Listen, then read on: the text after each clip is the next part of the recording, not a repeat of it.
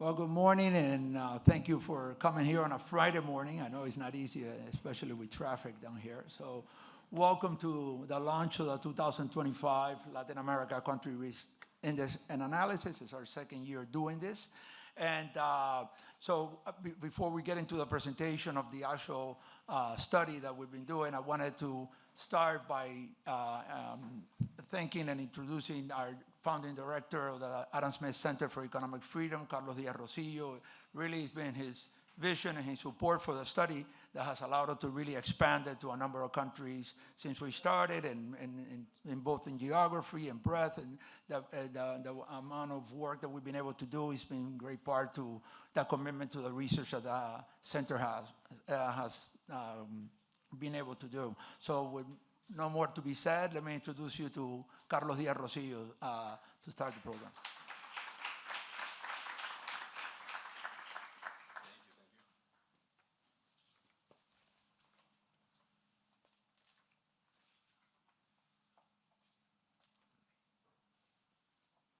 Good morning, everyone. Thanks, Eric, for the introduction.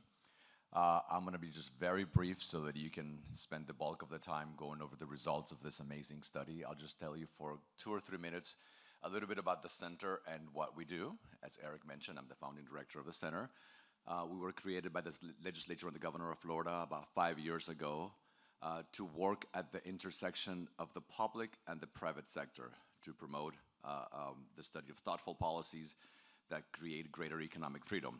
The way I look at it, we do 4 different types of things. If we can put them into buckets, I think there's 4 different buckets. The first one is, of course, education. We started with what I think is the crown jewel of our programs, the Senior Leadership Fellows Program, which is a program that brings here to the center, to Miami, every semester 5 top used to be all former government officials, always a former president, ministers, ambassadors, members of Congress. And recently, it's been a mix of former and current government officials.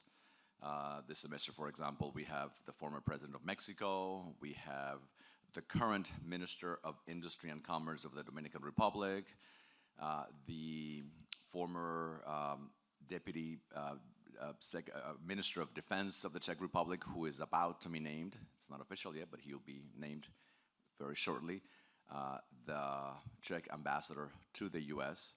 And I can go on and name the other ones, but these are a mix of former and current government officials who come here. They're in residence for a couple of months to teach not for study sessions. We call them study groups.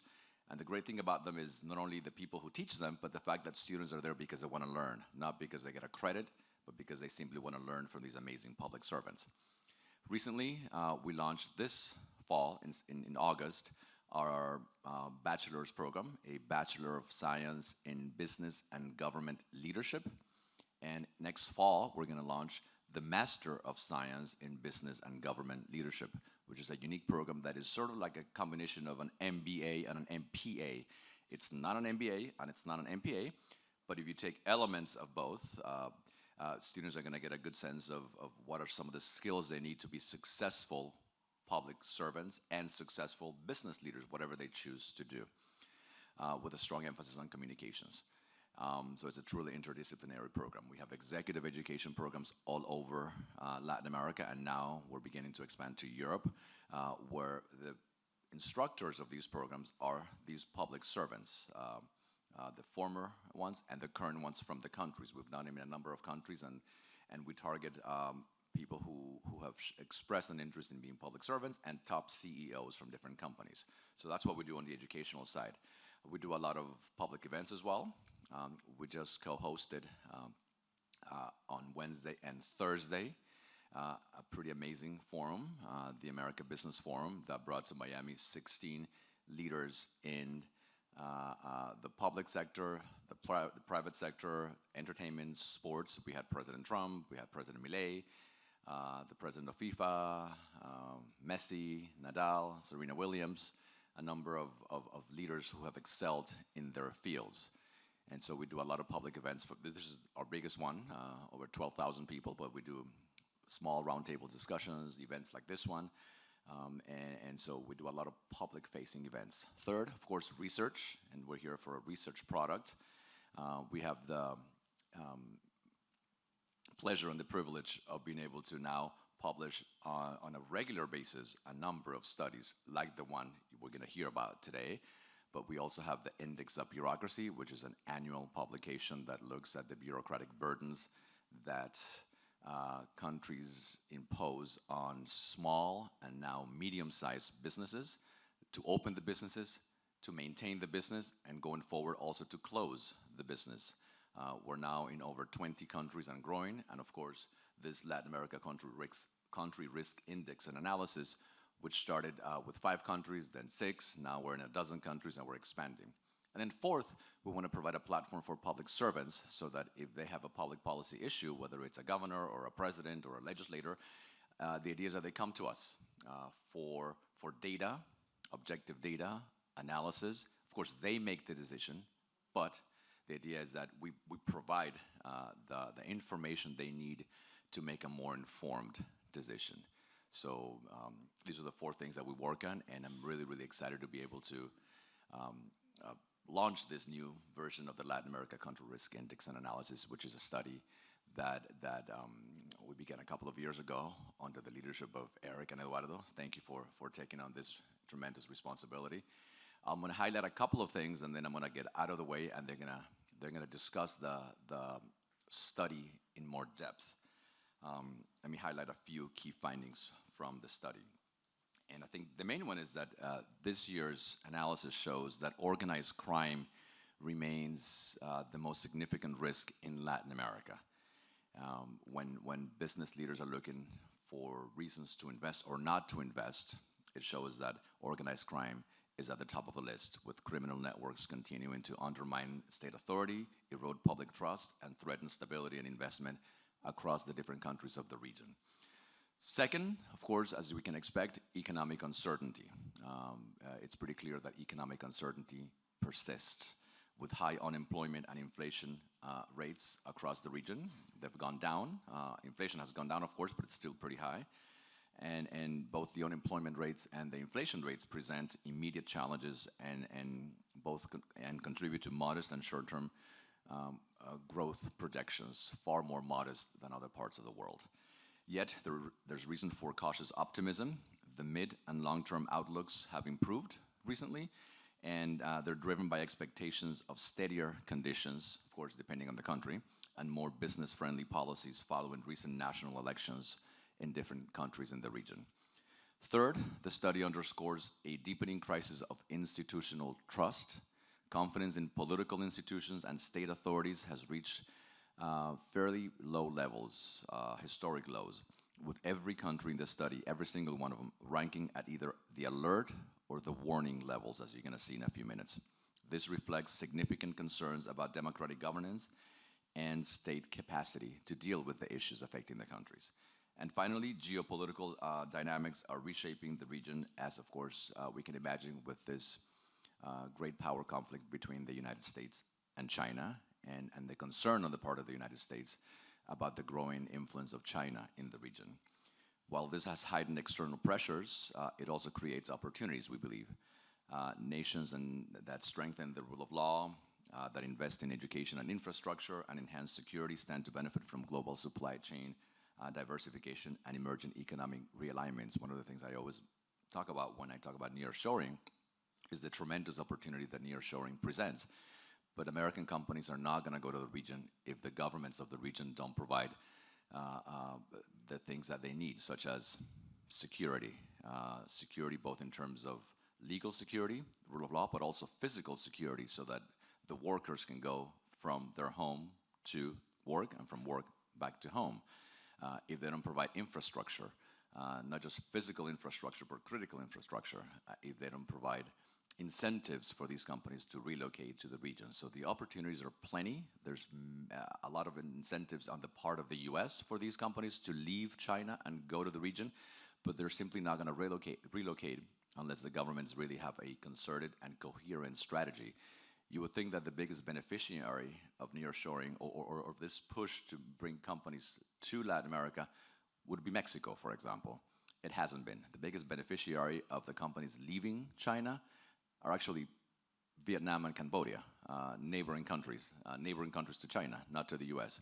And the reason for that is that these governments haven't had the coherence in their strategies to attract that foreign investment. Some are doing better than others. I think the Dominican Republic, for example, is doing great in attracting that investment and taking advantage of nearshoring, but it's not consistent across the region. So the hope here is that with studies like this one, we'll be able to provide a tool for business leaders to understand a little bit better what are some of the risks, the political risk, the social risk, the economic risk, and the international risks of making the decision to invest in Latin America. And our hope is that this study, which, as you're going to hear in a few minutes, it's a rigorous academic, serious study, provides the data and the information that business leaders could use to make a more informed decision about whether or not they're going to invest in one or another country.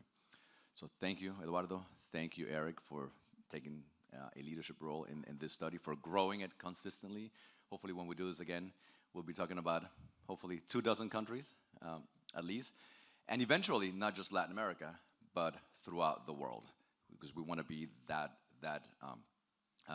convener of people like you and of business leaders so that they have more information to make better choices. Once again, thank you.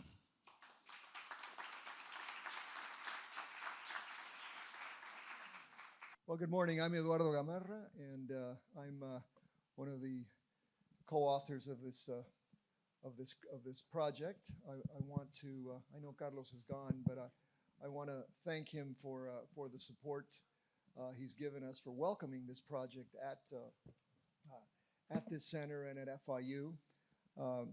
We are in our second year, and as he said, I think there's some really good news, Eric, because he's saying we're going to expand to all these countries. Yeah, Carlos just put me on the spot that we're going to expand now for so many more countries. Thanks for letting me know, Carlos, before the event. That also means there's a lot more money. There's a lot more funding to do it. Yes, right. All right. We'll do it. Well, I also want to thank Sadi, who's in the audience here, for her role in this study as well. Her support has been really vital to making this possible. So let me just tell you a little bit about the background of the study. And since I'm the professor, the old professor, I'm going to tell you a little bit about the methodology that we've used here, and a little bit, just very briefly, a little bit of history of this. This study, this methodology began, frankly, almost 25 years ago, when at the time the Secretary General of the OAS, Mr. Insulza, came to us right in the aftermath of the adoption of the so-called democratic clause. And I was directing the Latin American Center at the time, and he asked us to develop an index that would help the OAS determine when to impose the democratic clause. And so together with several people at the center, we came up with this index. It's been somewhat modified, but we came up with this index. It became a manual, and it was applied at the OAS for several years. I should say unsuccessfully, because the warning levels were never, could never be implemented because the OAS is, it's a club of presidents, and it requires consensus. So, but it was the first time in which we applied this. About 2.5 years ago, 3 years, I approached Eric about helping me bring this to the university. And of course, we knocked on several doors, and the one door that was open was the Adam Smith Center's door, and Carlos in particular. He fully understood this, and thought that this was something that he was willing to put his a little bit of his money behind. So we started with 5, as he said. We're now with 6. Now we're at 12, and who knows how many more we'll have in the next round. But let me just tell you a little bit about how this works. I mean, it's really a stop sign, right? And these are and they're measured largely by Likert scales. All of the questions are Likert scales that measure risk, and we kind of do it inversely from what most people would do. A 5, for example, is red or an alert, and green means things are going well, right? Now, what's important about this is not so much that we're not doing random surveys around the region. Imagine how extraordinarily expensive that would be. But what we've done, and from the very beginning, this was the logic of the study, was to do Delphi-type studies in every country. In every country, we have a research team, right? Companies, professional companies who largely engage in public opinion analysis. And what they do is we have a structured questionnaire. The questionnaire has varied a little bit over the years, but largely measuring the levels of impact across those 4 areas that we'll talk about, right? We apply this questionnaire, and then we have basically a more qualitative approach. We interview in depth people in each region, and now we're interviewing business executives, we interview academics, we interview civil society representatives, we interview journalists, and we interview government officials. If you look at the number of people for this study that we interviewed in these 12 countries, this is the totality of it, 765. We call them experts because in fact they are, even though they represent a particular stakeholder group. Their interpretation is very valuable, but remember, methodologically, we're not saying that this is the way things are. We're basically telling you this is what these experts are telling us about their region. But these are people very close to what's going on in their particular societies. So now the fascinating thing, and Eric and I have been talking about this for a long time, it's that when you compare these results with trends, for example, in Vanderbilt University's study, the Latin American Public Opinion Project, or when you compare it to Marta Lagos's Latino Barometro, right? The results are almost identical, right? Almost identical. This measures trends, right? In fact, I also argued with Eric and with Carlos. I wanted this was supposed to be called tendencias, right? Trends, because what it does measure is trends, right? More than anything else. So let me turn it over to you, Eric, for the first part of the study. Well, thank you. And by the way, it's good to look at the audience. And he says he's now senior professor, makes me feel young, but I look at the audience and there's so many students here that have taken my class at some point or have taken it now. So I don't feel that young, especially when I play basketball. My knees You're still my student. I was a student, yeah. When you have a PhD advisor at some point, you're always a student, right? So you do that. But look, I mean, I think I pick up on that is when we started talking about this, I said what's important is not just what you catch in a study, right? You got to think about it. We take snapshots, right? When you think of the Latin America country risk index and analysis, it's not just a study. We do snapshots with different interval studies. And what you see here is looking at how that movie plays out, right? Where is the trends moving? Where are the things going? And in general, we'll talk today now about political risk and economic risk and social risk and international risk. But what we're seeing in this year is that when you look at the region, you can see that you cannot approach this risk as individually, right? Separately. It's kind of like a web. Think of a web, a spider web that's kind of pressing the state. You got organized crime, right, that we'll talk a lot about. We got the economic uncertainties. When you talk about unemployment, that youth unemployment, right? Because then that is also connected to youth unemployment, to recruitment, to organized crime, right? Then you have other economic issues. And then, of course, we developed in the political section what we call a trustometer to look because the low levels of trust in institutions are blended into that. And all that together, right, it challenges the legitimacy of the state because the states in Latin America have shown ineffectiveness in handling a lot of the issues that people are claiming for, right? Whether it's giving security, whether it's responding to the economic challenges and so on. So as we present now by sections, you got to think, and we'll do it more in the discussion later on, that this is really like a web where the state's in the middle and these Medusa-like things are present and that is not able to respond. And even more serious, that a lot of times the state is complicit in parts of this, especially with organized crime and some of the other issues in some cases, but at very best ineffective. When we look at political trends, and then you see the whole countries that we put there, I'm not going to go through each and every one, but I'll just pick some, and then we'll get into some of the details. To me, we ask a lot of things. What about judicial independence? Whether it is, that in a certain country, what type of levels of polarization, which it's another big of the variables that we have in there, and so on. And when I look at the region, for example, Carlos was saying that in nearshoring trends, Mexico should be the natural one, right? And one of the reasons that, for example, we see the experts on the ground telling us, and by the way, this is a great point Eduardo made, this is not what Eric de la Fuente thinks or what Eduardo Gamarra thinks. We're putting together what people that are experts that live in the country are telling us, right? And we're analyzing it. In the case of Mexico, which in the last study, you're looking here at two bars. One is the June study that we finished in the left. I'm colorblind, so I don't know what colors they are, but the one that's on the left is June and the one on the right is November. And when you look at it, right, Mexico in the last one, you have at a 4.13, which is very alarming. And why?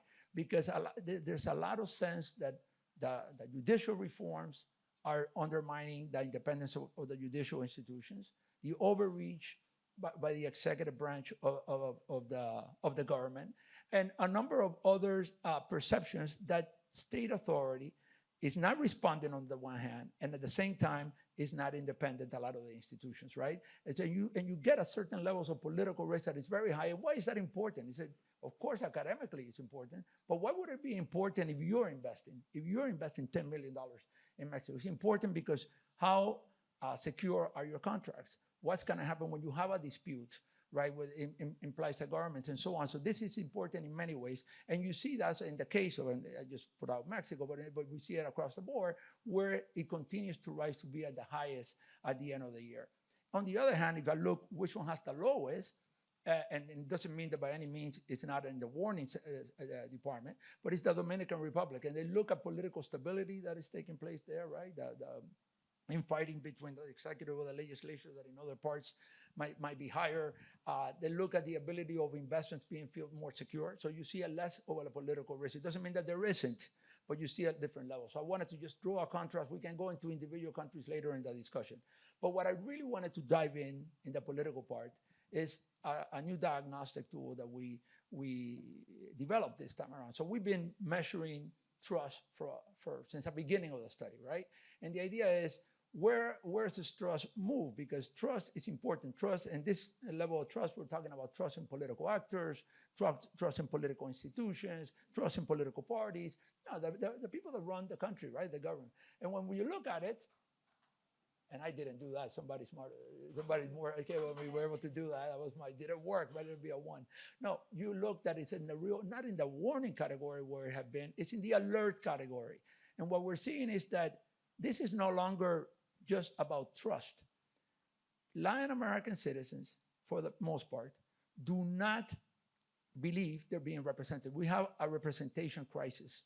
And when you have a representation crisis, you don't believe that the people that you have elected are representing what you're looking at. And on the other hand, we've talked about the capacity of the state to respond, right?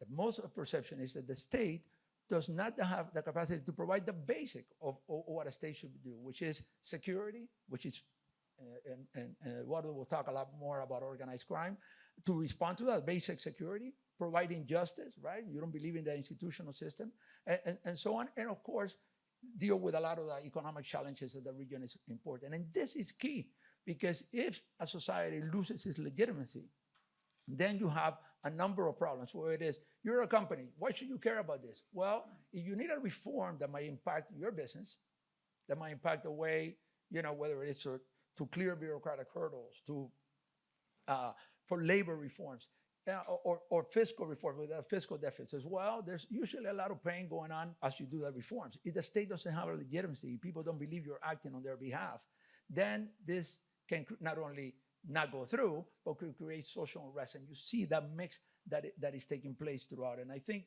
that is very important in what we are looking at today in terms of trust. And within the political risk, we looked at the trustometer. And of course, nobody's doing well here. You can look across the region, nobody's doing well. The best ones are close to the alert category, most of them in the alert category, right? And here you go in terms of trends. Of course, Bolivia has had a huge issue, and we see in other areas Bolivia getting better after the elections in terms of perception, but still here, the credibility show me the money, right? Of course, and whether it's Mexico, whether it's Ecuador, Salvador, etc. Nobody's doing well here. And this presents a situation that moving forward, we'll talk about now election fairness because we still go to the polls. But Eduardo was saying how we looked at all the studies that are out there that are similar to ours. Yes, while democracy seems to be flourishing because people still want to go to the polls, those same Latino barometers and other studies that are there are telling us that more than 60% of Latin Americans are, even though they might support democracy, they're willing to curb some of those democratic liberties they have in terms of solving societal problems. So this is important in terms of being able to trust that they have on institutions.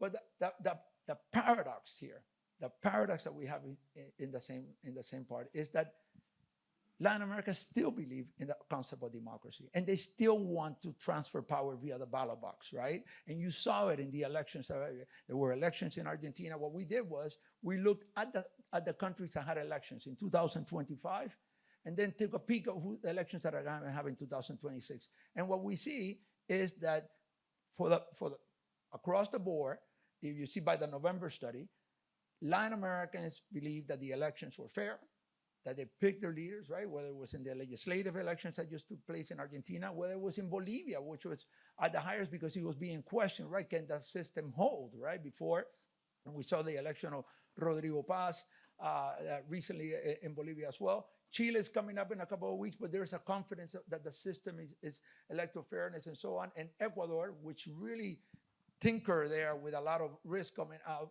again, after the presidential elections this year, it was people were very confident that it was fair. However, legitimacy no longer will rest in just being elected. Hey, I got elected, I have a mandate, I got the majority.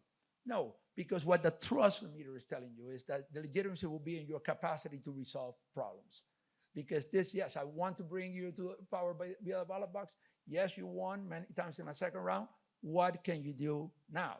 Because you haven't been responding as a state. So while this is encouraging, it is really the last thing Latin America is holding on to, maybe the asset, but it's very fragile, right? The difference between democratic resilience, because we go to the polls, and democratic decay, because I don't believe in that lot of the institutions that are there.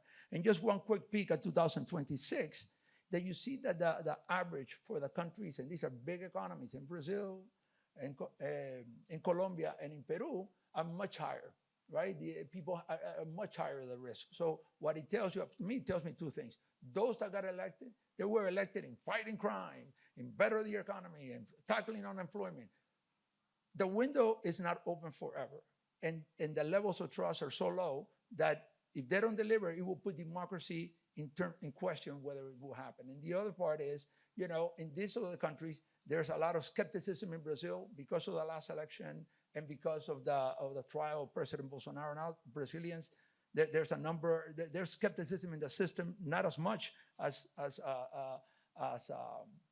it's perceived sometimes, but it is still there. And what happens here now, it will be important. In the same, in Colombia, you had a presidential candidate being killed, right? In Peru, I always say the last thing about Peru is like the swimmer, right? The swim's very good and thinks that current will never take them because Peruvians tell us, hey, don't worry, we have 8 presidents in 10 years.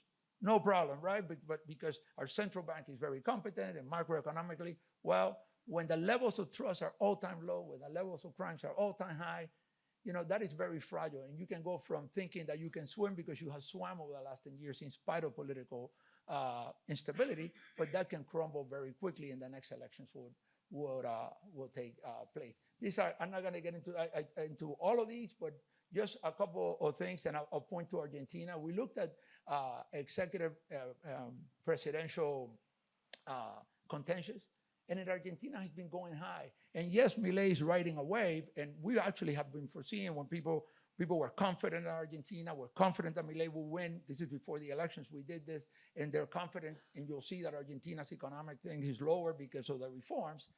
But the important thing he's telling us that Milei needs to make compromises. Just because he won doesn't mean these reforms, the window gets closer.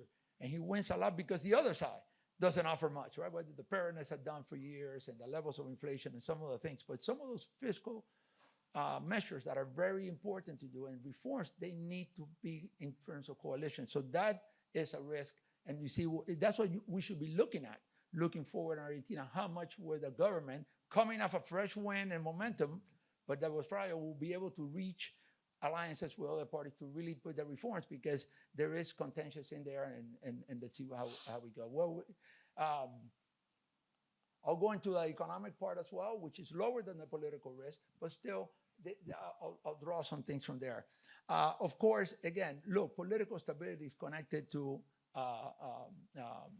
and policy continuity connected a lot of times to economic trends. But what we see here, and we'll see it in the last table, is that countries that had recent elections or that having elections tend to have a better economic outlook. In Argentina, because I believe Milei will pass on the reforms. In Chile, because there's a sense that a more pro-business candidate will probably become the president. In Bolivia, even though it's bad, that you see the risk going down because of this type of election that has taken place, and so on. And in places where there's continuity, like in the Dominican Republic, there is a sense that, hey, the playing field in terms of setting it up for investments is positive, right? And that's what you see as some of these trends lowering. But we took, what were the main risks in economic risks? Well, high inflation and high unemployment. And yes, people say unemployment has gone down. But when you look behind the curtain, youth unemployment has doubled. And Eduardo will probably get in that where there's youth unemployment, there's big recruitment by organized crime. There's more people getting involved in illicit activities, right?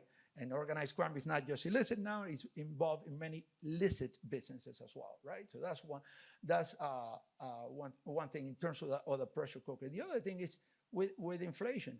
There's a lot of places where inflation has gone down, but food inflation has not gone down, right? And again, to implement some of these reforms, and it will be a challenge in Argentina. Anybody who's gone there recently know that it's a lot more expensive than it is. And I was talking to a remisero, which is the type of taxis that you get, that you can get private taxis, and they were having hard. They still support Milei. They were having challenges, but the window is closing because it's more expensive at the moment, and so on. And so that we see that at the region. But when we look at this, that is not as low as the overall economic risk. It's already high in the warning because, again, not only because of economic factors, but also because those economic factors have societal pressures as well, like the pressure cooker, right, putting on. And you look at economic distress compared to what we saw, the overall economic risk is much higher, right? Right? And so on. And that's important. And what I said is that those with lower economic risks that we saw at the beginning will be the ones that people recommend investing, that we'll see at the end. We asked the question, would you recommend investing in that country? And we'll get in that. But what we need to look, because we see all these reports, macroeconomic reports, et cetera, is to look what's going to happen with inflation that touches people's pocket. And I had somebody in Bolivia respond that, that we're talking about inflation being down, and somebody in Argentina, but its inflation is not down in the households, right?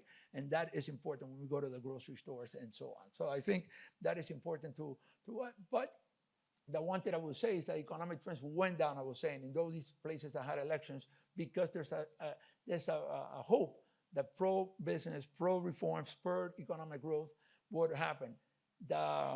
What the study told us is that currently they perceive slow economic growth for this year and next year, but as looking down the line, a 2 to 5 year outlook got better, right? That's what Carlos was saying at the beginning.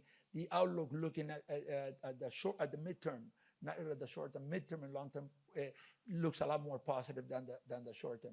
And now I will just pass it to Eduardo now just to make that connection. I was saying, you can look at any of these things individually. These economic issues that we're having and the political mistrust all comes down to the social risk and organized crime and so on. Thank you, Eric.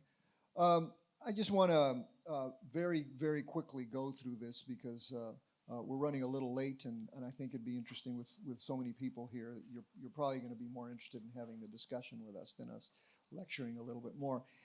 I'm delighted to see so many of our students here, and especially so many of my students in the course on drug trafficking that I teach, which is not a how-to course, but it's an analytical course. Okay. Could you go back to Oh, okay. okay. You said drug so- trafficking, so, sorry, but But look, the region is going through a tremendously complex social situation. And as Eric said, everything is related to everything else. And clearly, the social trends that you see here are really quite dramatic, right? We're probably going to have to build up some kind of barometer for this as well.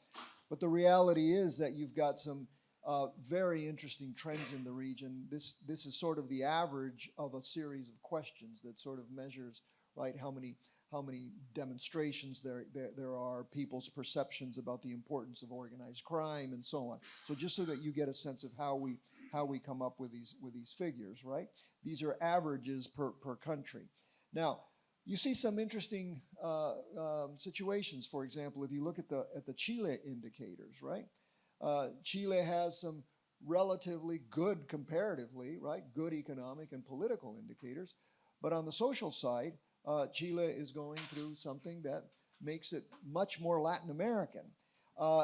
If you look at the Colombia situation, right, this is also very interesting. Colombia, for many years, especially in the middle part of the teens, right, there was this expectation that, you know, el mayor riesgo es de que te quieras quedar. Remember all of that kind of stuff about Colombia. Well, today Colombia is showing some indicators that are really returning it to moments like the 1990s, and that is, of course, very worrisome. You can look also at smaller nations, Ecuador, for example, right, which used to be this island of tranquility in the Andes, right, the only country that was not affected by the main trends, and today yet shows some dramatic figures. And politics and economics are intrinsically tied to the security situation. And of course, you know, a country that Eric talked about, Peru, right? Peru, which has had so many presidents, I don't remember how many there are in the last, they've all been democratic, right? But the problem is that the most recent transition was largely attributed to the security situation, right? So this has a dramatic impact on how things are going. But one of the things that we've been working on here at the university, and especially through the Gordon Institute, and I've been particularly involved in this, is looking at the influence and growth of organized crime. And one of the questions, of course, was, you know, basically, how big is organized crime? What is your perception of the size of organized crime? The next one. And what we find, of course, is that it's across the board in every single country, right? Some more than others, of course. But again, let me begin with Chile, right? Chile has this confluence of let's call them transnational criminal organizations, ranging from Tren de Aragua, the infamous Tren de Aragua. Probably there is a real presence of Tren de Aragua in Chile as opposed to elsewhere, right? And there's also Colombian organizations. There's the Dominican Trinitarios, right? A large group that was created in the United States and in prisons in the United States that's now in Europe and in Chile. And of course, the proximity to Bolivia has made Chile extraordinarily important. Doug Farah, one of our associates, has been writing about the fourth wave of crime, which we sort of adopted here in the study, and thinking about what Latin America is beginning to look like in terms of how crime has evolved, right? We almost have this nostalgia to the tranquil times when we were only talking about Colombian cartels, right? And then came Mexican cartels, and we were still okay. But today, right, in this the study that I just did on Bolivia, right, when you not only look at what Eric was saying, there are these brown areas in several countries. This is an old political science concept of brown areas. Guillermo O'Donnell, the famous Argentine sociologist, talked about areas where the state had no ability to govern, right? Brown areas are all over the place, where the state essentially cannot control large parts of countries where organized crime and a social base linked to organized crime rules, right? And that is tied to transnational organizations. So taking the Bolivian case, for example, we find that in eastern Bolivia, you have the presence of Ndrangheta, La Cosa Nostra, Serbian gangs, Montenegrin gangs. Montenegro's this big, right? You have groups from Brazil, right? In fact, we sort of have been tracking this in the Brazil study, the significance of Comando Vermelho and Primeiro Comando da Capital, which have essentially moved into Santa Cruz, and more so now as a result of what happened a couple of weeks ago in Rio de Janeiro, right? These groups are fleeing into Paraguay and into Bolivia. So it's become this enormous, complex, transnational fourth wave characteristic that's affecting governance throughout the region, right? And I haven't even mentioned the presence of Mexican cartels and the recomposed criminal organizations in Colombia. So, oh, and I forgot to mention the Albanians, right? So you know, there's so many now that it's very, very hard to. So in essence, this is our concern, right? And Eric mentioned it as, you know, everything is connected to everything else. Exactly. All right. Next one, please. So, and of course, the crime situation, which really is perceptual. A lot of this is perceptual, right? Historically, we've measured crime by deaths per 100,000, right? And so we had, for example, El Salvador, which at one point had 104 deaths per 100,000, the highest death rate in the world, right? But at the time that El Salvador had 104 deaths per 100,000, it had the same perceptual index as Chile. The Chileans thought that they were in El Salvador, right? When else? I'm talking before the Bukele plan. A lot of the perceptual dimension of crime, though, is not so much tied to violent deaths, right? We have been measuring the crime by violent deaths, but now we're becoming a little bit more sophisticated in measuring the impact of crime by looking at other things, right? Common delinquency, for example. It seems to me, for example, the Chileans are most worried not about being killed, but about being pickpocketed or being mugged while they're riding the metro or something, even though the metro in Santiago is very safe, right? But what you see across the board here, right, with one exception, right? El Salvador, right? And this, of course, raises a whole different set of issues, right? Because the Salvadoran model has become the most popular model throughout the region, right? The Argentines are in Salvador taking classes on how to improve security. The Ecuadorians are in El Salvador, right? You might even say that the Americans have been in El Salvador, you know, learning some things from President Bukele, right? And so the popularity of this, of course, raises a really interesting discussion about not only how to measure democracy, right, but also how to measure human rights, right? And this has really been a dramatic shift, especially when you think that President Bukele has 92% popular support, right? And he has essentially redefined the view of how to define human rights, right? And of course, for those of us who still believe in due process and so on, it becomes complicated when the average survey tells us that most people are willing to give up basic rights in exchange for a little security. So I throw that out there as something that is really complicated, and it is a major trend throughout the region. The next one, please. Now, I'll finalize here very quickly. Again, this is an average of trends, right? Measuring several questions. One is, you know, how impactful is the geopolitical discussion around the world? How influential are different countries on your specific country? But this is the summation, right? The average of all of these. And what you see really that it's not, perhaps this is the only place where Latin Americans don't really feel that international trends are really affecting the situation with democracy. It may change, right? It may change, but except for, right, when you come to the rivalry with China, right?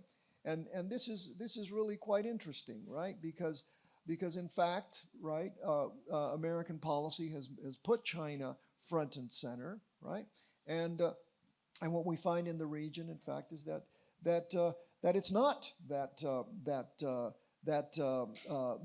this isn't affecting them in terms of, let us say, the destruction of democracy, but it affects their choice in terms of across the board. Let me just put it this way.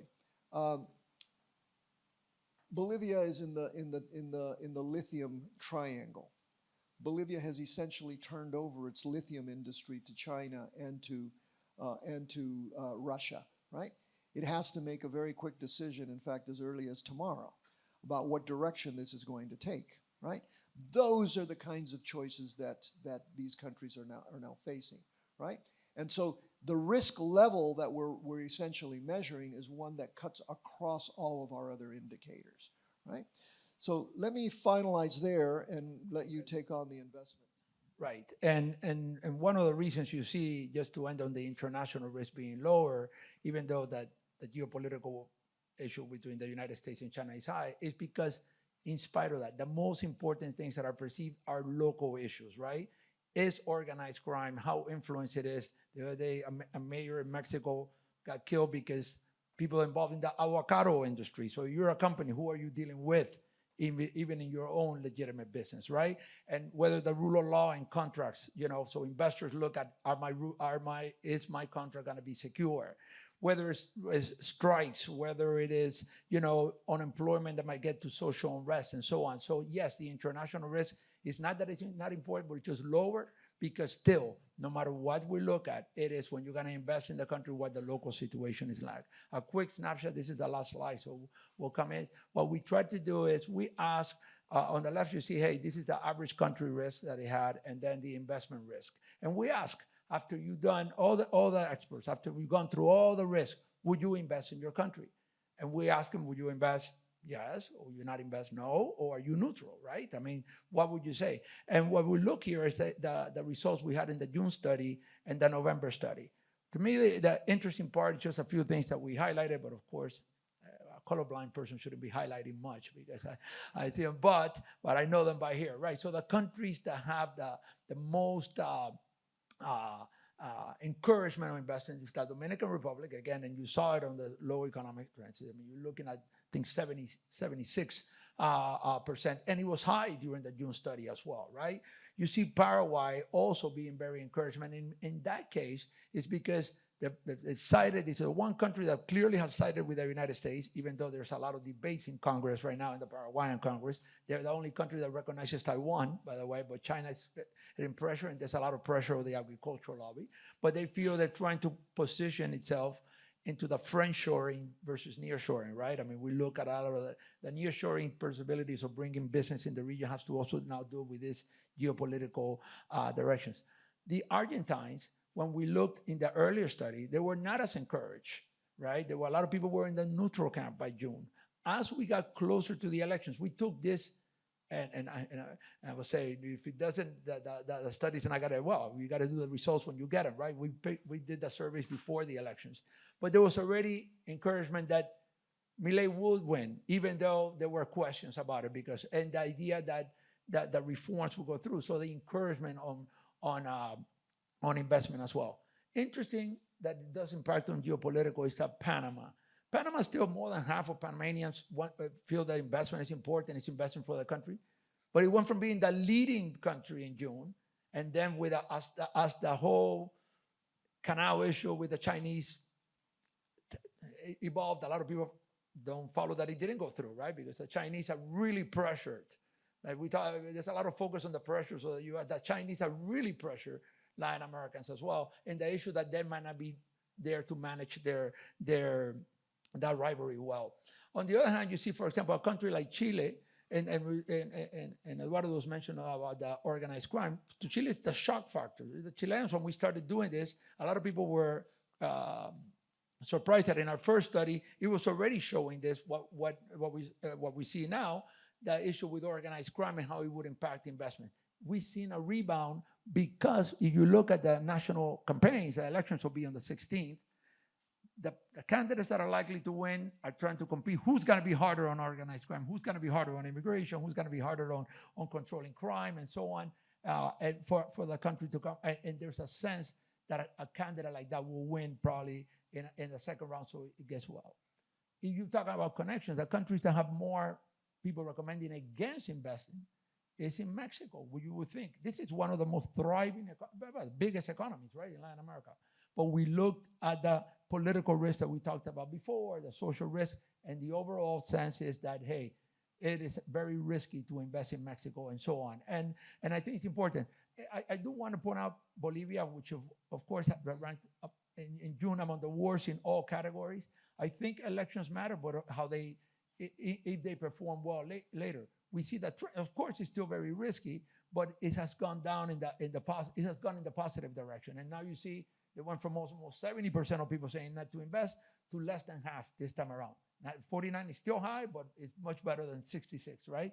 And you see that type of sense. So look, overall, what I would say is the countries that you saw with less economic risk, or countries that just had recent elections or are going to have them now, tend to be the ones that encourage more investment. And countries that feel that domestically rule of law is challenged, organized crime is out of control, tend to have less recommendations on investing. With that, I'm going to close this out here and then really open it for a discussion, which is much more interesting. And, we can get into any countries, not only about the study, but the current situation in the countries as well. But thank you. Yeah. Right. By the way, I should say every country has its own independent analysis as well. Okay, so. Oh, well, you left. Thank you for the presentation. Just to see what, with the cuts that U.S. has been doing in foreign support and things like that, when you guys were doing the study, did you see that talk about the U.S. is not around as much, or that talk about, obviously China has been there a while, but with all those cutbacks and things, was that brought up in the sense of? Yeah, well, in some of that's a good question, Armando. Armando is a great example of a student that really was in, and it's a master's student now. Yeah, good story. No, Armando, that's a good question. While it's not one of the highest risk at all, it did come up in some of the qualitative instances. Why? Because the rivalry between the United States and China has really risen up, the Chinese are doing a tremendous effort to change public opinion. They have brought hundreds of journalists to China for training, right? Hundreds, Latin American journalists. There's actually a Chinese Latin America, this is an issue I personally work on. China America, Latin America, specific institute within the whole scheme that they're doing globally to train Latin American journalists, and as long as, and then they go back to the countries. That's part of that's one thing. The other thing is that the Chinese are investing a lot of money in media outlets when nobody is. So you can open a news outlet in Brazil, and what it does is say, hey, your news outlet is going out of business. Look, we'll give you money. You can cover local Brazilian issues. We won't get involved in that, but we'll have a China Daily in there as well. The Confucius Institutes, they are spreading not only in numbers that are already pretty big, but the Confucius Institutes are cultural centers, but really they respond to Beijing, and their main role is to really change public opinion right now on China. And part of it is trying to, again, it's about the political rivalry and also in terms of investment, but yeah, we see that. And you ask within the framework of the USAID money maybe going down or so on, trying to fill that vacuum that is in there. Let me just add a little bit to Eric's. While China has been doing all this, and I've been working in Central America recently, and the rise of Confucius Institutes are really interesting, right? All over, right? In Brazil, for example, very, very significant. But while China is investing heavily in what we call soft power, we're doing the opposite, okay? And so you see it across the region. All of what used to be binational centers, right? And most of you who are binational may remember the famous binational centers all over Latin America, right? Most of those are closed, right? The closing of USAID has had a dramatic effect in places, interestingly, like Colombia, for example, right? Most of the, and this is interesting in terms of the drug situation, for example, the main arm of U.S. counter-narcotics policy in Latin America was USAID, all right? It funded all of the alternative development programs and so on. And, you know, while it was kind of seen as interdiction, it was still soft power, right? All of that is gone. Now, while the State Department tries to recompose its soft power arm, right, the Chinese aren't waiting. And let me just give you kind of a good reality check that I often use. The United States leads in terms of commercial investment, let us say, right, in 41 countries across the world. That's about 760 million people, okay? The Chinese lead in about 146, and that's about 4.5 billion people, right? I think that gives you the magnitude not only of soft power, right, but also how the Chinese have taken a century-long strategy versus our 2-year electoral cycle strategy, okay?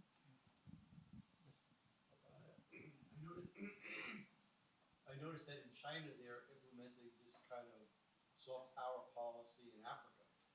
And I didn't realize to the extent that it was going on in South America, which leads me to the question, are the Americans giving up on the Monroe Doctrine? No, we're calling it the Donroe Doctrine, right? That's what I'm concerned. So well, they're pretty much abandoning. no, I mean, there's an interesting shift now in American policy toward the region. You know, I think I think that's what I said. I think we have to wait and see what the State Department actually does in terms of developing a soft power capability, right? And well, I don't know, frankly, but that's what has been put out there, right? Now, having said that, right, we do know that this administration is taking a very different look at the way it confronts drug trafficking, for example, right? Very different than we have historically, and you know, so all I can say is it's a different approach, right? I'm trying to be absolutely neutral. You know, it's Yeah. the lines of the USAID being closed, and then the question is, they're also suspending our activity in WHO, and these voids, these Yeah. vacuums are being filled by. Yeah, but one thing that is, I mean, naturally we always tend to look at, and rightly so, in many things of what's going on at the moment. But the U.S. had for 2 decades, or more than 2 decades, have put Latin America as the last priority or the lowest priority in the region. I mean, China didn't just come in overnight and become a great power player in Latin America. I worked in East Africa a lot, where the Chinese are very much involved in the Congo, in Kenya, and Uganda. I mean, we get that, but I see Latin America even more. And this idea that the Chinese were coming in to just be your trading partner. Hey, we don't care about politics. We just want to do business with you, which was the original narrative of China, has changed dramatically, militarily, on intelligence, with technology, and so on. And while, of course, we should look at what's going on now in terms of the policy, this comes back, I mean, for more than 2 decades. Latin America, all your students know I used a forgotten continent, right? A book, I've used it for a long time because it was a forgotten continent. It's sort of there. It has its problems, but it's not the Middle East, of course, or terrorism and so on. And China has really been able to do that. But of course, I think this administration, we'll judge it on its merits. But Latin America is at the forefront. I mean, you have Secretary of State Rubio, that's his area. We have other high-level people in the cabinet or in the administration that are Latin Americanists. And the idea is, in fact, the fact is that the policy towards Latin America, and you can look at different countries, is to counter China. I mean, there's different policies and everything, but the idea in terms of the Chinese rivalry, right? Now, we'll evaluate how the tactics work or what type of thing, and for sure in soft power, it's not looking good. But in general, it's been what I wanted to say was been a trajectory or 3 decades or so on since 2001 or so on. Let's take another question on this, Yeah, but I there's do. questions on this side. There's one in the back and one over here. Yeah, we'll go here and then. Hi, thank you. I want to say first thank you to Dr. Martin for this presentation. It's very interesting, but I'm curious what you both think about kind of looking deeper into the methodology. I feel like you gave some really good insight, especially on some of the smaller countries. We talk about Dominican Republic, El Salvador, Panama. But in a country like Brazil, Argentina, Mexico, which are 4, 5, 10 times as big as some of these other countries, where or even Bolivia, where the country is basically split in half. What are some of your ideas, or maybe this is a future idea, or maybe there's something here that we're not seeing, where you are looking at that smaller analysis, where people in different parts of the country are looking at these issues differently. They also talked about how local. Yeah. Mark, that's an important methodological question, Yes. right? Yes. Because even if you were to do a very large survey, like Marta Lagos's Latino Barometro, right? You're always going to have the problem of large N versus small N, right? So even Marta Lagos' study, which does 2,000 or 3,000 per country, right? In a country like Brazil, you might say, well, that sample skews toward Rio and Sao Paulo and forgets about the rural areas. So imagine what this kind of methodology does. Yeah, and we're not claiming that. Okay, we're not arguing that this measures trends, right? Most of this kind of qualitative research measures trends. You want precision, you're going to have to invest an awful lot of money in getting down to the narrows. I've done surveys in places like Bolivia and the Dominican Republic of 10,000. We've had 10,000 samples, right, to be able to narrow the margin of error in some districts. But the investment is horrendously expensive. Okay, so. Yeah. One thing I would just add is that what we try to do is to interview as much with a business executive or a representative of civil society that is working in different areas from around the country, right? Because since we don't have that, but they are working. They might be living in Sao Paulo, but they're working in Ceará or Belém, or Salvador. And so we're trying to at least looking at experts that have the pulse of their area or the situation, and by interviewing journalists that cover civil society, academics, government, and business, we try to bring in that perspective and dive deep into the qualitative. So that's just a little bit of that. Okay. Ken, and then and then indeed. Hey, Dr. Gamarra, Dr. De La Fuente, thank you for sharing your insights in the analysis. My question relates to economic risk, and no surprise in the past months, the impact, the crackdown immigration here in the U.S. has affected, particularly economically, remittances that are sent to Latin America. Can you sort of talk about the impact that you've seen, especially from the first to the second inquiry, about the impact of remittances and how that sort of is perceived? Yeah, one of the things thanks, Ken, good to see you. And it's a good question, right? I mean, it came out in some of the qualitative, especially in countries where remittances are a big part of the economy, right? First, there's obviously a drop in hard currency coming in. But the other is in terms of unemployment, right? These are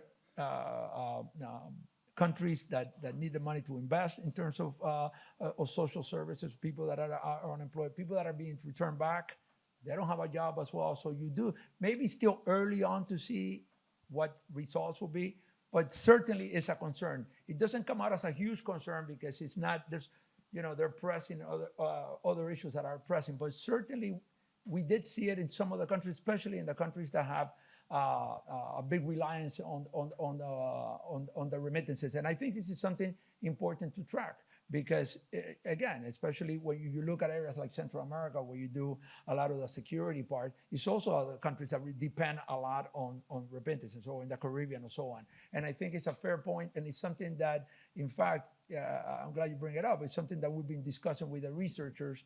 Okay, this issue is just peeking out. We need to, in the next one, really dive in more into that situation because it touches social, it touches economically, and so on.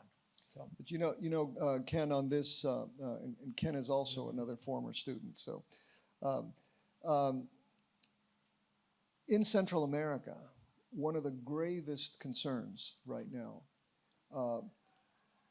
along with the dropping of remittances, right, is the fact that we have such a large repatriated workforce, right? And so we were just in Guatemala last week, for example, and a lot of the concerns about that had to do with two issues. One, the repatriation of children, right? Children without their parents, and so how do you deal with these repatriated children, right? They were going to send 666. In fact, I remember the number because it was so 666, right? And what do? Putting them all into a single institution that is really a prison, right? So they're going from wherever it is here into a prison in Guatemala, right? And that's number one. The other is the repatriation of just average people that are going back and that have no jobs and have stopped sending remittances home. So it's more complex than just the flow of currency coming back. It's also how do you deal with, let's not forget that the origins of the Mara problem in El Salvador are repatriated people from the United and States. one thing I forgot to say, a lot of times we look at unemployment numbers, but informality in Latin America is a huge issue, right? People in the informal economy. So it might look, and that's also be aggravated by this issue, but it's one of the issues that we saw in the economic part. Indira? My question is, what's the biggest headline overall of the study? What do you think is like the biggest surprise for you overall?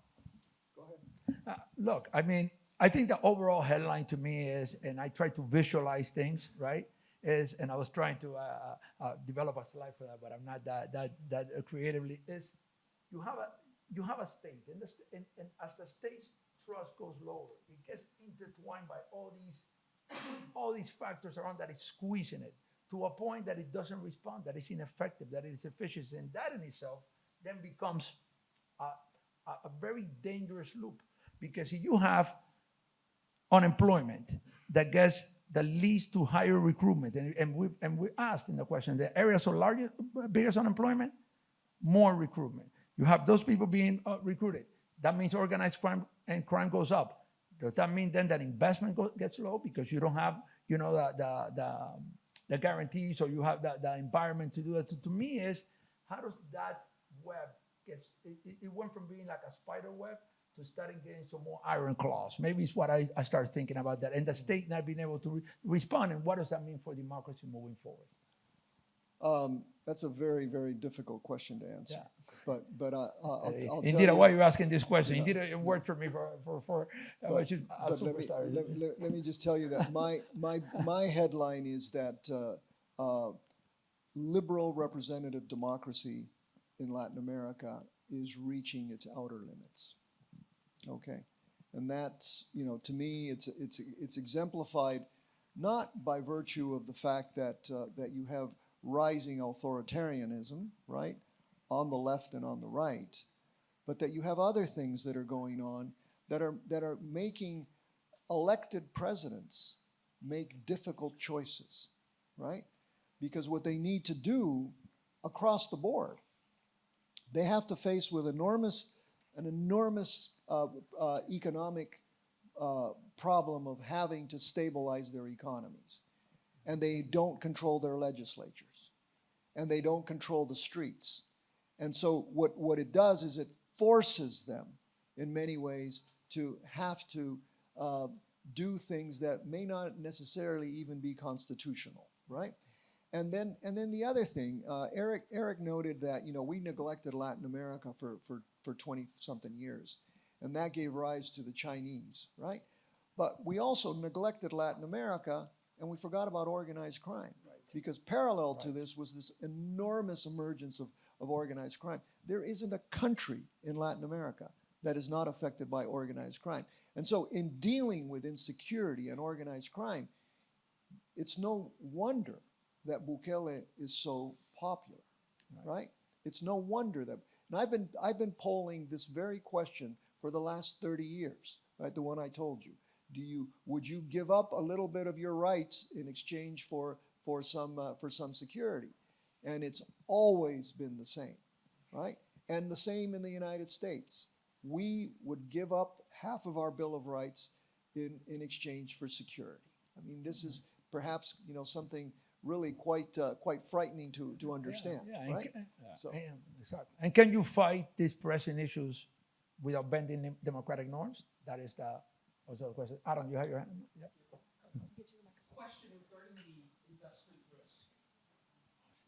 Question regarding the investment risk measurement. What is the question to those businesses when you ask them, will they invest in the country that are there? What is the driving measurement there? Is it rule of law? Is it politics? Is it, I'm sure it's different across Latin America. And I have a question for you, my friend. Thanks, my friend, Eric. Eric. Next time we go to lunch again. Yes. The Chinese journalism, are they sharing content across border? yeah. Thank you. Yeah, let me, Adam, the way to read this is that this is sort of, let me make this the equivalent of a public opinion poll about voter intention, right? You can ask, who will you vote for at the very beginning, right? And you sort of say, you know, well, I'm not prejudiced by the interview, right? Or you can ask them at the very end, you know, and say, you know, you've gone and said, what's the state of the economy, the direction of the country, et cetera, and then you get to the end of the survey and you say, who will you vote for? And we've done some studies where we say, you know, some people change their mind along the way, right? In some measure, this is what we've done here, right? We go through the battery of questions, and at the very end we say, okay, you've told us your country is a mess. Would you invest in it? Okay? And that's what makes some of these numbers so fascinating, right? For example, you wouldn't expect Argentines to say, I want to invest in Argentina, right? And yet they're the ones, surprisingly, right? And when you compare it to other risk indicators, right? Moody's and so on, right? I mean, you know, what you find is that they're much harsher than the people, these stakeholders we've interviewed here, right? And then you find, you know, correctly, I mean, I think in the Bolivia case, perhaps it's really an interesting thing, because the first study was when it looked like the country was going to hell in a handbasket. The second study was done right after the elections, right? And look how the indicators have changed, right? There's hope. So in a sense, this kind of measures hope more than, you know, I know there's a bunch of journalists in here. Journalists aren't investors, right? But some of the business people are. But still, it's this thing, you know, a journalist might recommend, please come and invest in my country. Right, exactly. We look, and you look, for example, at Peru on the bottom. 1 point is a lot in here. They have like a 3.22 in risk. They have a risk because of this. But yeah, you ask them, will you invest? Absolutely. You know, we invest because, you know, and they believe in the central bank, and which is, by the way, the one I talked about, this no trust in institutions. The one institution in the region is the electoral commissions. People still believe in, and in many cases a central bank. But it's almost detached. They're saying the situation is bad because this is 3.22, understanding the international risk is low. You take international risk, you're over 4. Yet their investment is among the lowest of the investment risk, and they recommend very high. And you look at Paraguay, the same situation, right? And so on. But there's also this sense of the sense of hope that Eduardo was talking about is also looking forward, right? It's almost like a market, right? And we're not doing good, but there's an election coming, and that election might do it. So it's like looking forward. On China, you were saying they exchange content? Are they sharing content cross-border? I wouldn't call it sharing. I would say in giving. The content is going one way. The Chinese develop content. Look, I did my PhD, which Eduardo was an advisor on media freedom and the viability of media going on. You know, it is almost in Latin America for a news media to be viable economically. It's almost impossible these days. And in fact, even in democratic governments, the pressure is on economic parts, right? Whether it's government advertising or taking advertising. So the Chinese realize this and say, hey, Adam, you're running a news outlet there. I'm going to give you funding so you can continue to cover your local issues. But here's nice content, very well prepared, and we do that. You know who also does that? And you know these very well, the Russians. They don't invest in a lot more these days, but they do invest in that. And they also have a number of correspondents in the region, you know, with their outlets and so on. But the Chinese, they do it more, they become much more overt. They've been doing it for some while, much more overt where they do that. So, yeah. Russians are sharing the content among the native media platforms. Sure. Sure. You have RT. Sputnik and so on, But absolutely. the Chinese are doing so. And the as well. Chinese are doing among them. Yeah. Oh, that's what you meant. I thought you Yeah. meant Latin America sending content to China. Okay, so, Jim. Thank you. Hey, thanks for this presentation. Look, I have a couple of things that I want to ask here. One of them is to actually evaluate some of the data that you have in here. So I find it interesting that El Salvador has a lot of confidence in its security situation, but it seems from this very chart that you have up right here, it has no confidence in the investment environment. And I kind of wonder what is the connection there. And the other question that I want to ask that I don't see in your study, but I think you addressed it in some of the speaking points, is how do you think these perceptions would increase or decrease with the black swan moment in Latin America? And the thing that comes to mind most for me is, what if the Venezuelan government falls? Let me just do El Salvador very, very quickly, because El Salvador, we asked a question, right? Because you figure, hey, if security is one of the things that is not allowing investment, the country with most secure, you would think, hey, that would be much more encouragement for investment. But there are several things. Rule of law. I mean, even supporters of the policies of President Bukele, because acknowledge that the courts have lost quite a bit of independence in the institution as well. So when you're investing, you might be comfortable being secure, but a lot of times when you're dealing with the state, you want to be able to have judicial independence if there is problems that arise. Infrastructure, El Salvador has huge problems of infrastructure, huge needs of infrastructure, and then qualified workforce. We saw it in El Salvador and Paraguay in the interviews a lot that said, hey, for us to attract investments, you know, we're not going to get, there's realignment on geopolitical, on supply chains. Okay, we're bringing jobs here. Do we have the workforce to be able to work it, to be able to deliver it? And those are deficient issues in there. And it's the main reasons they gave us, because we asked, hey, security is good. So what are they? And those are the three things that came up. And on that, I mean, giving President Bukele the benefit of the doubt, I mean, your question and his answer really is the long term, right? And I think, you know, President Bukele has talked about significant investment in education and so on, but you're not going to turn around that overnight, right?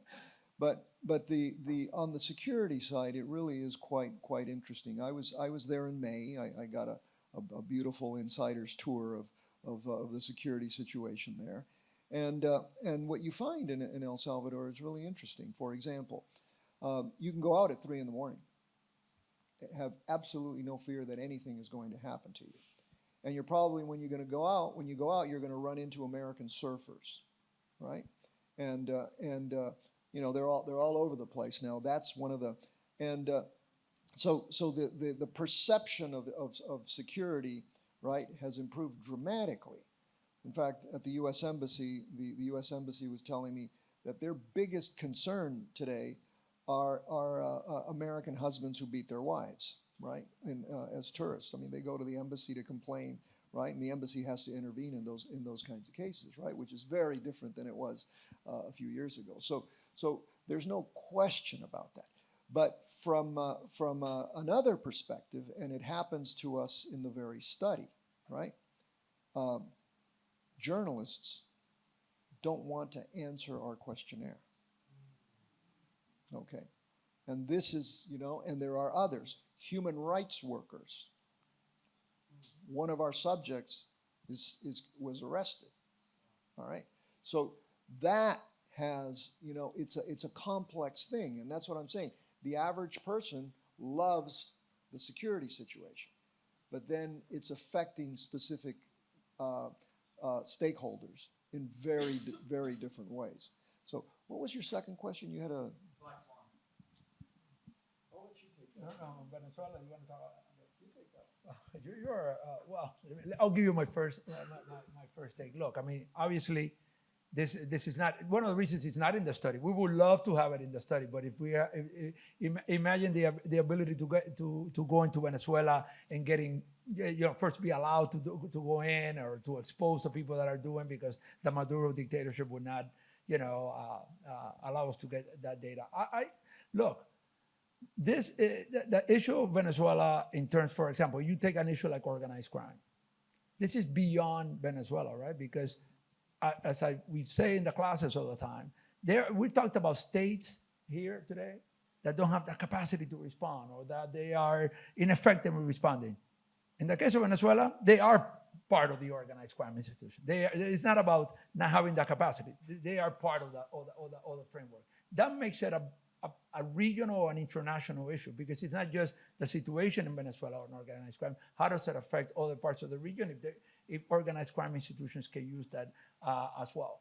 I think, one of the interesting things is how we are approaching it from, I don't know if your question is on U.S. policy as well or so on, but I mean, there is, I think, a very strong pressure in terms of what you're seeing, what you all have been seeing in the news, to see, I don't think there'll be an invasion, but you can certainly see strikes inside Venezuela on a drug area. And the question is, will there be enough fractures inside governments to replace the government? What we've seen over the last years is that these dictatorships they've gotten very smart and very bad to survival. And we looked, and people are saying, now, do we have fractures inside the Venezuelan government? And that's part of the policy. But one thing that we're not looking at here is the role of the Cuban intelligence. Because even back then in 2017, when the whole Juan Guaido situation, people were on the streets and so on, the Cuban intelligence and the Russians played a huge role in upholding the government. So the question is now, China I saw yesterday, Venezuela has the largest amount of debt of any country in the world. 66 billion. 60 million with the Chinese. So, the Chinese going to say, hey, who's going to pay me back? So what we have to look, yes, internally, but there's all the pressures on international as well. I'm not going to speculate on whether we're going to bomb or whatever. We don't know. But I do think, as I was saying earlier, right, that there is a new inter-American framework, right, whether we like it or not. And I think what's happening, right, I'm on my way to Bolivia this afternoon for the inauguration of somebody I've known for a long time, right, who comes from the left, right? His father was the former president. He comes from the left. He's done some really interesting lobbying this last week, which I think tells you what the architecture that may be constructed is, right? He came to Washington. He met with Secretary Rubio. The United States helped Bolivia secure access to diesel and fuel that will be coming in as of tomorrow, right? That's number one. He went back to Bolivia and he called the Chinese leadership, right? And then he also got on the phone and he talked to President Bukele, right? So what I think you have, and by the way, President Bukele talks to the Chinese all the time. All the time. Right? And they visit too. So I think what you have is this pragmatism that is dominating, right? But this idea that, you really, you shouldn't follow Petro's advice, right, on anything, right? You shouldn't insult the United States. It's bad policy, right, for whatever reason. And I think this, this newly elected president in Bolivia is kind of saying, look, it's good to talk to everybody, right? He has to talk to Lula and he has to talk to Milei, right? Milei will be at the inauguration, right? So even though they're probably ideologically different, although one of Rodrigo's advisors was also the advisor to Milei. So this is the new pragmatism that we have. And I think if the U.S. can assume a leadership in this new pragmatic world, right, rather than taking us into a war, into a world of just utmost confrontation with China, right, he's also sending mixed messages, right? He was just shaking hands, right, with the Chinese leader, right, and making deals. So what's the real message? But you've written about one thing I forgot to say, Jim, and you've written about this, Eduardo. I think it will be smart U.S. policy. You have President Milei that we backed because backing the currency was important for not to run. You have Rodrigo Paz. These are reformers that come in. We cannot forget that because they won. There's been 20 years of socialism mass in Bolivia, right? That you're probably going to have a more a Chilean government that is going to try to be closer to the United States. You have a situation in Ecuador, right? Because Ecuador ranks up on the worst in crime, even though the government that won on crime issues. But if these governments do not succeed, and I think U.S. policies need to look, which are these reformers are coming in?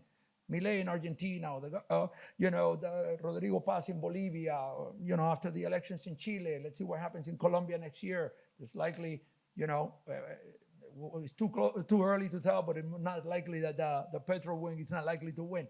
These U.S. policy towards these governments should be policies not only helps us in trade, but helps those governments locally have legitimacy. Because if not, the issue of organized crime and a lot of the governments that were there before that are confrontational to the U.S., it wouldn't be in U.S. interest to have, be an interest to have Rodrigo Paz or to have Evo Morales, right?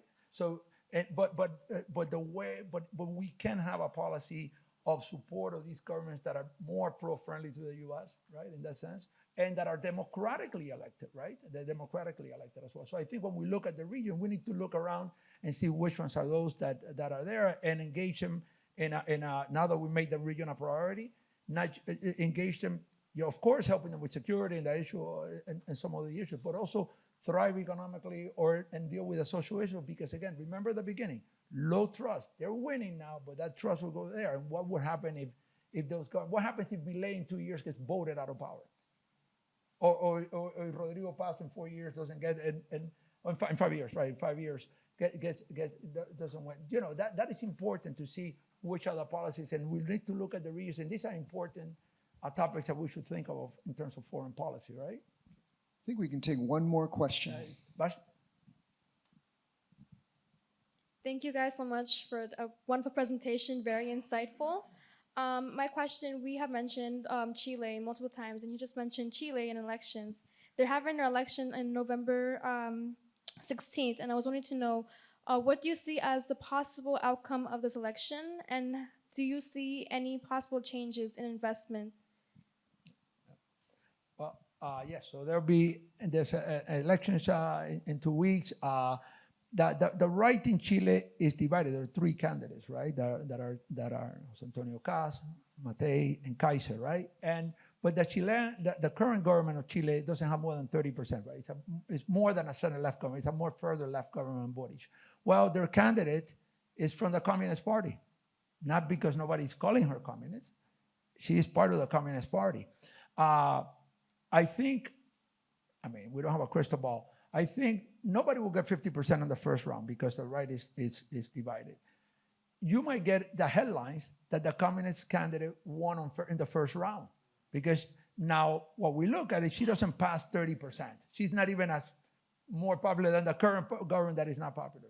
But on a second round, all the other votes, or most of the other votes, should come together more likely come together for us. I was going to say the center-right candidate is actually not doing so well. It's the right and the further right that are doing well. And there's a debate on Monday, right? But now the 2 candidates, Jose Antonio Caz, which used to be the far right, is with Kaiser, which is further right. And I think that the right will likely win in a second round. Again, politics, things will happen, and their campaign is tough on crime, pro-business, tough on immigration. It's at the top. All these things is at the top of the candidate. So I think we will see maybe a headline on the first round, but on the second round, I think that the right candidates, the move to the right, will likely bring Chile a government, and will probably bring in more investments in that type of sense. And it's important to look at the differences on the right between the different candidates, right? You have a much more pragmatic right-wing candidate, right? Who actually led most for of the a time. long time, right? Cast, who had become sort of the leader of the right, who has a very, shadowy background, right? And then you have this guy who just came out of nowhere, Kaiser, right? It's a YouTuber. Not only is he a YouTuber, he's also he's steering He's steering these extraordinary xenophobic, anti-Bolivian in particular messages. So I mean, this is kind of a characteristic, right, of what politics has become. So, but as Eric was saying, there is a possibility that this candidate on the left could win the first round, right?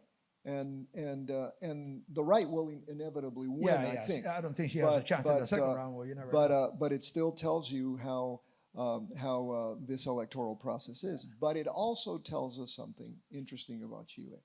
Chile is probably the only country where liberal representative democracy is healthy. Okay, despite everything. Right. And you have candidates from the left or right, but I forgot to tell you about the investment. If you look here, in the June thing, 47% of people said they would not invest in Chile. That number has shifted completely to 47% that would, and only 13 now say against it, because again, it's like the market, right? It's not now. They're perceiving that the right will win, and that will win probably handily on a second round. And that more pro-business, they're talking about regulations and so on, and that's why I didn't answer you that part of the question. Yeah. Well, shall we take the last question, Yeah, or let's do it. Yeah, from let's, Jennifer. and let's answer briefly. Yeah, we'll take the last one. Jennifer. Thank you for the wonderful presentation. I know you mentioned that China is currently investing in soft power, meanwhile the US is investing in hard power. And I know you mentioned a bit of the pragmatism needed in the US's part, but I was wondering, how do you see this affecting the long-term relationship between Latin America and the US? Because as I see it, by investing in hard power, isn't America sort of distancing themselves from Latin America? Meanwhile, China is getting closer. So There's one more element to your question. I don't think it's so much hard power, soft power, right? Remember what I said about where China leads in terms of investment worldwide, right? It's also the kind of investment that China is doing, right? And China invests in infrastructure. We never have invested in infrastructure, right? We had some ideas with the Alliance for Progress and so on, but we've never invested in infrastructure. And the Chinese are going to continue to do that. And what we're doing is we're pressuring countries into getting out of the Belt and Road Initiative with China. That's been our policy, right? But what many people will tell you, in fact, in a study we did earlier this year in the Dominican Republic, right? The pressure on the Dominican Republic was very, very, very big to try to move away from Belt and Road, and the whole issue of Taiwan and everything else. But the Dominicans kept asking, well, what are you going to give us in return, right? And that, I think, is the critical issue, right? And I wish let's do some soft power, but I think the U.S. is seriously going to take Latin America seriously. It's going to have to do some of the things that China is doing. And look at the port in Peru, okay? That's sort of emblematic, I think, of what the Chinese are looking at in terms of infrastructure environment, with a vision of integrating the region, right, to the Chinese economy. Right. Okay. Well, thank you. Thank you all. Thank you for coming here, and thanks for the question.